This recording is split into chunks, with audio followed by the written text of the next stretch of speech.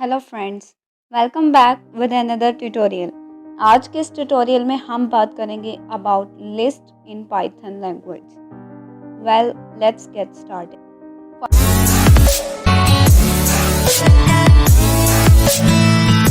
First question arises, why we need list.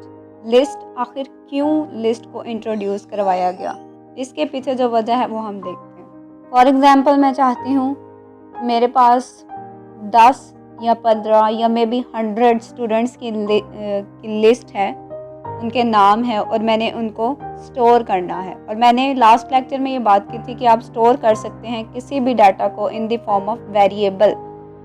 अगर आपने वो लेक्चर नहीं देखा तो डिस्क्रिप्शन में उसका लिंक मिल जाएगा, आप उसको ज़रूर देखिए।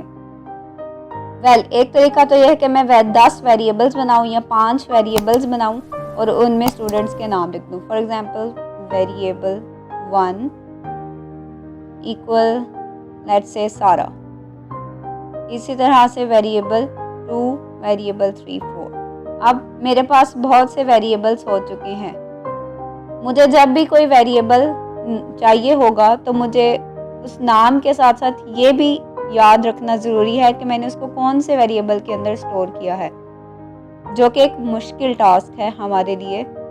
यहाँ पर 5 वेरिएबल्स है, मैं इनको याद कर दूँ, लेकिन फॉर एग्जांपल आपके पास 1000 वेरिएबल्स हों तो आप उन्हें किस तरह से याद रख पाएंगे। यही वो वजह है जिसकी वजह से लिस्ट का इंट्रोडक्शन सामने आया। तो अब हम देखते हैं लिस्ट क्या है। List is a data structure in Python that is mutable और changeable ordered sequence of the elements. Each element or value that is inside of a list is called an item. List basically एक structure है जिसमें हम data को रखते हैं और वो चेंज भी हो सकता है। ये और सीक्वेंस में रखे गए एलिमेंट्स हैं या आपने एक जैसे एलिमेंट्स को एक सीक्वेंस में रख देना है और फिर वो एक लिस्ट बन जाएगा। जैसे नाम भी शो कर रहा है, एक क्यू या एक लिस्ट। नेक्स्ट हमारे पास आ जाता है syntax of the list. It's syntax is very simple. आपने लिस्ट का नाम लिखना है, कुछ भी नाम हो सकता है जिसको आप इजीली याद रख सकें। इसका अच्छा तरीका यह है कि जिस चीज़ की लिस्ट बनाए उससे रिलेटेड नाम रखें और फिर इस स्क्वायर ब्रैकेट्स के अंदर आपने उनका वो सारे एलिमेंट्स लिख देने हैं। For example, list of students या स्टूडेंट के मार्क्स या एक सिटी में कॉलेजेस की लिस्ट। जैसे ये पिक्चर में आपके सामने शो हो रहा है, ये डक की एक लिस्ट है। अब हम देख लेते हैं किस तरह से आपने लिस्ट बनानी है। हम चलते हैं अपनी नोटबुक की तरफ।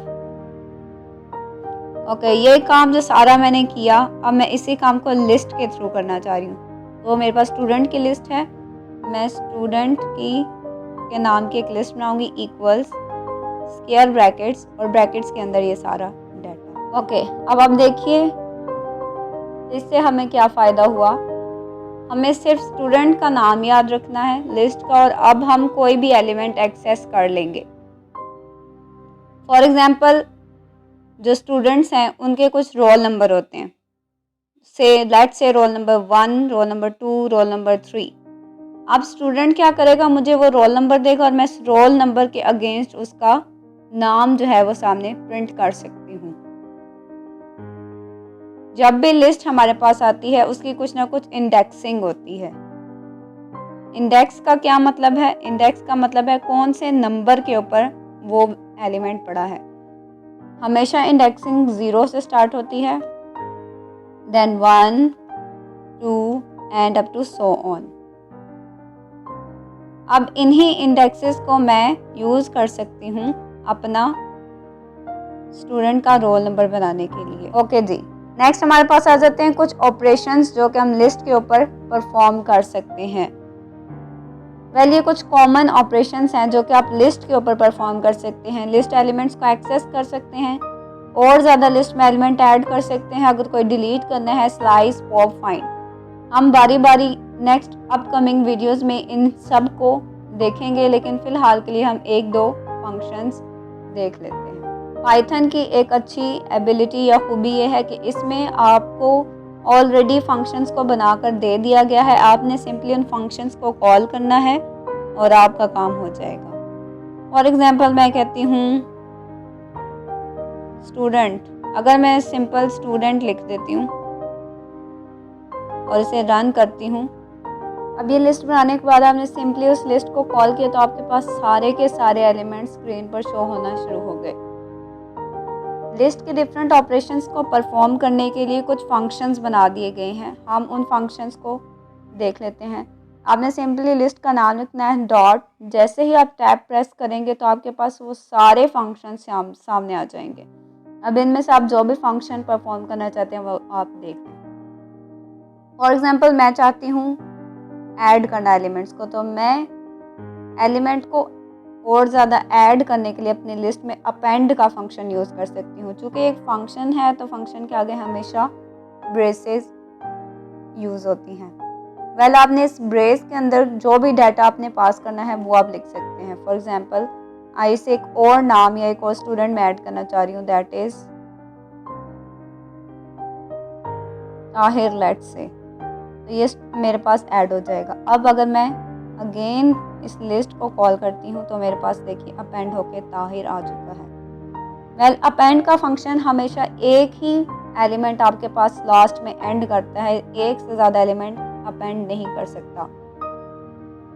आप ये करके देख लें। कॉमा मैंने लिखा इकरा और मैंने इसको अगेन से किया तो मेरे पास एरर आ गई। ये एरर इस वजह से है क्योंकि हम एट अ टाइम एक ही एलिमेंट को अपनी लिस्ट के अंदर अपेंड करवा सकते हैं। वेल हमें क्या करना है, इस इशू को रिजॉल्व करने के लिए आपने डॉट टैब एक्सटेंड का फंक्शन है वो यूज़ करना है। एक्सटेंड का फंक्शन आप लिखेंगे, अब आप इसमें एक से ज़्यादा वैल्यूज़ दे सकते हैं। लेट्स सपोज एंड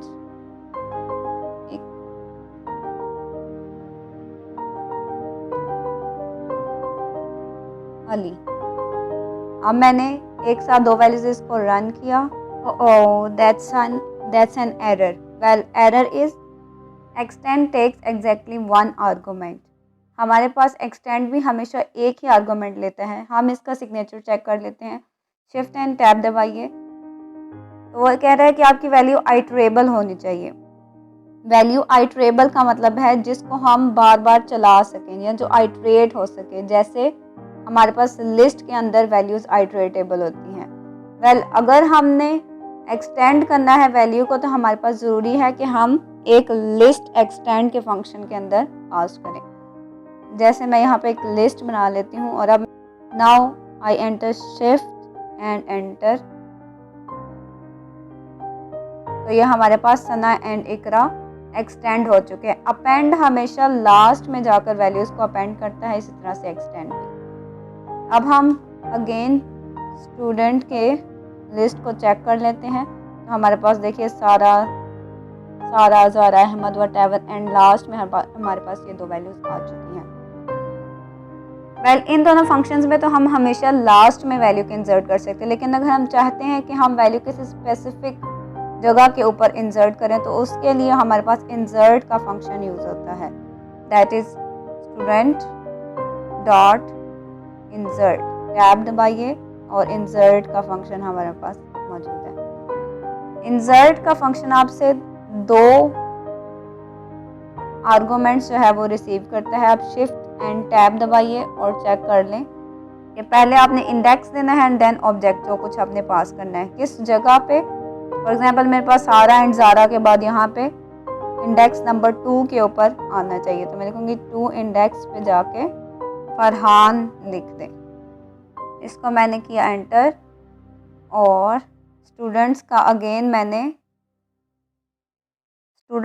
मैंने कॉल किया और फिर से इसको रन किया। रन करने के लिए शिफ्ट एंटर, तो हमारे पास आप देखें फरहान उस जगह पर जाके हो चुका है। तो इस तरह से आप डाटा को कोई भी लिस्ट बनाएंगे, लिस्ट के अंदर उस डाटा को इंसर्ट करते जाएंगे और इंसर्ट करने के लिए आपको डिफरेंट फंक्शंस प्रोवाइडेड हैं। ये आपकी नीड के ऊपर है कि आपने कौन सा फंक्शन परफॉर्म करना। Well that's it for today. मिलते हैं नेक्स्ट लेक्चर में। Thank you for watching.